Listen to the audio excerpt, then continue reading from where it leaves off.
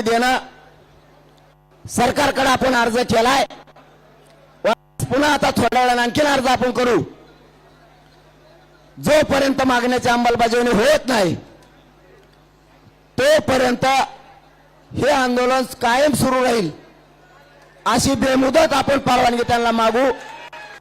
100% खात्री आहे सरकारनं मला सन्मानाने मुंबईत आणलं, पोलीस बांधवांनी मराठ्याला सन्मानाने मुंबईत आणलं, तसं सरकार परवानगी देऊन आणि मराठ्याच्या मागण्याची अंमलबजावणी करून सन्मान मराठ्यांना देईल आणि हे करोडो मराठी मुख्यमंत्र्याचा आणि सरकारच्या डोक्यावर विजयाचा गुलाल टाकून महाराष्ट्रात जातील।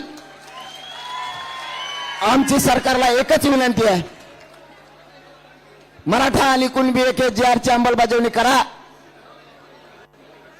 हैदराबादचं गॅझेटियर लागू करून त्याची अंमलबजावणी करा। सातारा संस्थानचं गॅझेटियर सुद्धा लागू करून त्याची अंमलबजावणी सुद्धा आम्हाला तात्काळ पाहिजे। ज्या केसेस पासून बलिदान गेलेल्या कुटुंबाच्या मागण्या आहेत,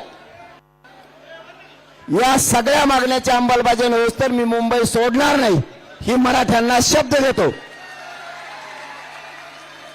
आताही मला सरकारनं गोळ्या जरी घातल्या तरी मी बलिदान द्यायला तयार आहे, पण मागे हटायला तयार नाही हे शब्द आहे माझा तुम्हाला।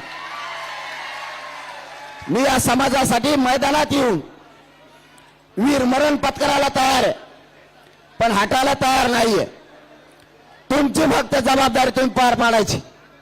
माझ्या मराठ्याचे मान खाली होईल असं काही इथले आंदोलक मराठ्यांनी वागायचं नाही।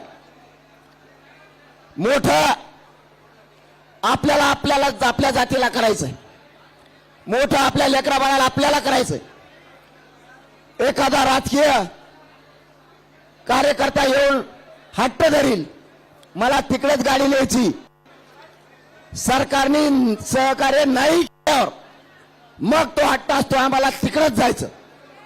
सरकार सहकार्य करताय, सहकार्य करायचं। दारू पिऊन गाड्या कुंकड घालू नका।